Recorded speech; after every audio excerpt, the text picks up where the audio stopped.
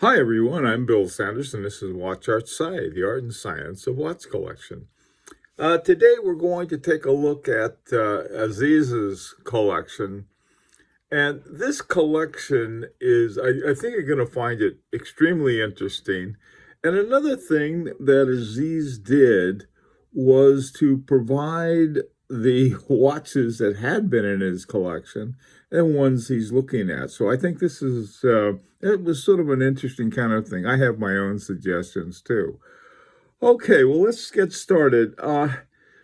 The very first watch that Aziz had is this Seiko Quartz. I sort of like it. It's the kind of watch I like. It has a nice plain dial and time only, no secondhand to get in the way. When he was growing up, his mom gave him that and he hung on to it. I think it was sort of neat.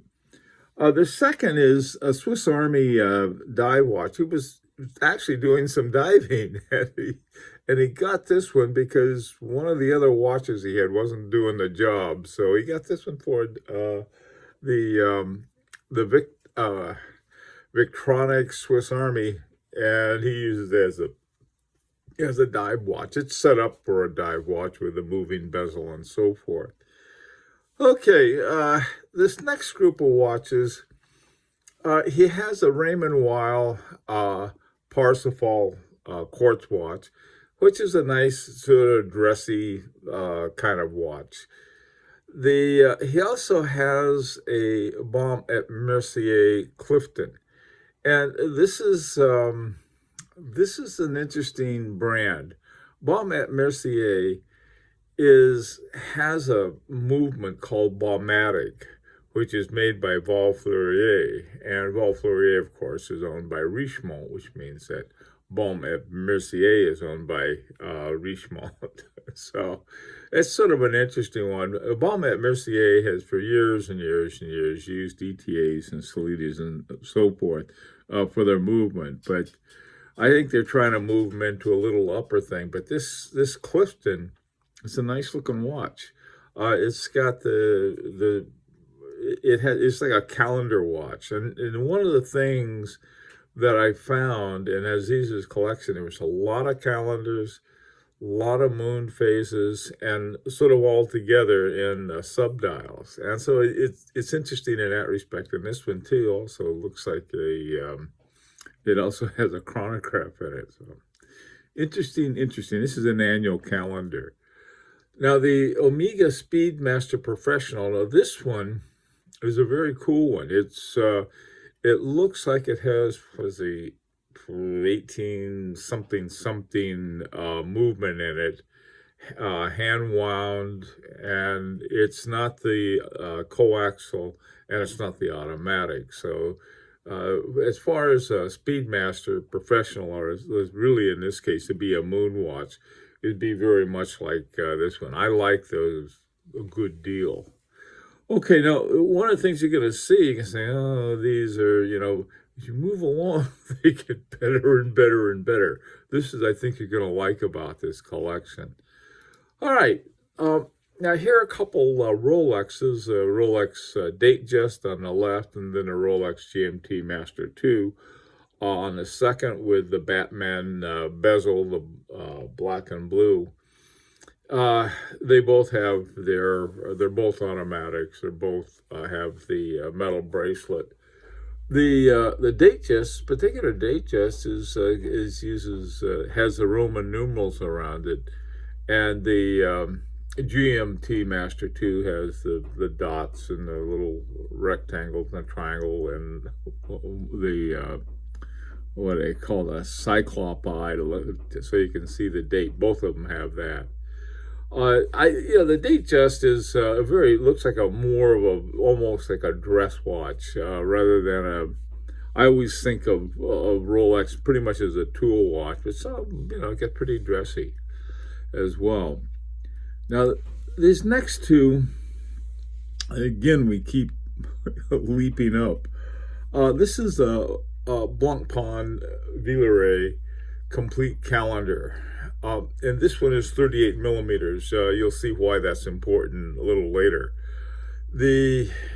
here, what we're beginning to see, we saw it with the Baume at Mercier, is the calendar. Aziz's collection has a lot of calendar, and the ones they have, I happen to like a lot. Now, this particular one, the one on the left, the Blancpain, has the day of the week, the month, and then he uses a hand date for the 31 days of the month. And then at down around 6 o'clock, it has a moon phase, plus the second hand, small seconds is down there too. So there's something about that watch I like. I just like it. Just feels right. I think it has the what are called leaf hands. I forgot what the French term is. Starts with an F for a leaf hand. But my H. Moser has a leaf hand, so another reason I like it.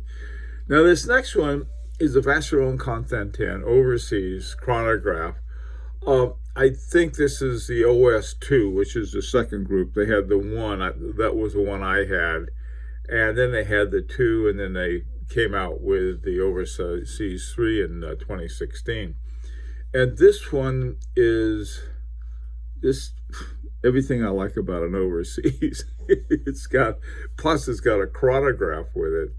And it's there's something about that watch. I mean, as a dress sports watch, to me, it hits everything. I like it. Of all of the sort of Holy Trinity sports watches, this is my favorite. It's got a big date up at 12 o'clock, and then it has the subdials for a chronograph, and it's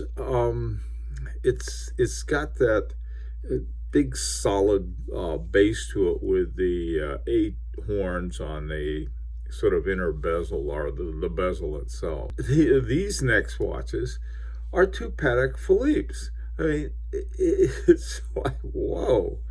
The one on the left is a calendar, a 5146G, and the one on the right is I think it's the first Patek Philippe hand-wound chronograph. So to me, I like hand-wound a lot. And this one I really like. It just the 517 or 5170G, neat looking watch, and like I said, it's hand wound, and it's a chronograph, and it's a very clean chronograph. Though the thing I not crazy about is where you have a lot of too many subdials. All right, now the subdials on the Patek Philippe on the left, I like those. Now they have the subdial over at 9 o'clock has the days of the week, Sunday, and then goes around back to Sunday again. And then at 3 o'clock, in the 3 o'clock subdial, there's the months of the year. Now it has January, March, May, and there's little dots in between them. So when it's on a dot, it's whatever comes between the 2 dates. For example, after January, there'd be a February, and that's but there's a dot there. And then down at 6 o'clock, you got 2 things. One, you have the little date window, and then you have a moon phase. Lots of moon phases here. Okay, well, this is the essentials of Aziz's collection. Now, one of the things he sent me, he said these were formerly in the collection. And it's very interesting because when I saw the Blancpain up in the upper left up there, I thought, what do you just get another Blancpain? It's almost exactly the same. Well, this one is, the original one was 34 millimeters, which is a little small. And so the next one he got was 38 millimeters. Cartier tank, another overseas, again, and it's a chronograph. And then there's a Speedmaster up at right up in the middle. It doesn't quite look the same as the other ones. These are formerly, and then there's the Calatrava, Patek Philippe Calatrava. I have a Calatrava. Mine's a little older one than that, but I like the Calatrava style because it's nice and nothing, nice and clean. Now, the other thing that Aziz sent me was he sent me pictures of On the Hunt For. And I looked at these and I think they're the same watches. There's all three of them are different kinds of calendar watches. So it's really clear that he likes calendar watches. And with the day of the week, the month, the day of the month on all of them, and then with a little moon phase down at the bottom. And they're all different. Now, the one I like the best, and I think could really see fitting somehow in Aziz's collection, is the cushion shape down at the lower right. So, and look at these. Is that what I would do? Now, maybe I don't know what I'm doing. Of course I don't. I'm a watch collector. How can I possibly know? I don't have any sense. But in looking at these, it's simply replacing what you already have. It's sort of with something else. And I can understand that to a point. But when I add something, I want to add something that's different. It doesn't have to be wholly different, but it has to be sort of another lane, so to speak. Now, I probably have too many time-only watches. I don't even like dates, for the most part. I have some date watches, but the ones I like are very much like this one. So the other thing is, Blancpain and Patek Philippe are excellent watches. Of course, I also think the same of the Vacheron Constantin overseas, and the Rolexes are, they're great tool watches. But something might be here that I'm thinking is that, hey, look at some of the independents. Maybe an F.P. Journe would be an interesting addition, or a H. Moser. H. Moser has, to me, the most fascinating perpetual calendar that's made out there. Take a look at that. Nothing like these at all, but it's a very cool perpetual calendar. Otherwise, this has been, I want to thank Aziz. He had this big, long write-up for me and talked about how they came and went and everything. Very elaborate.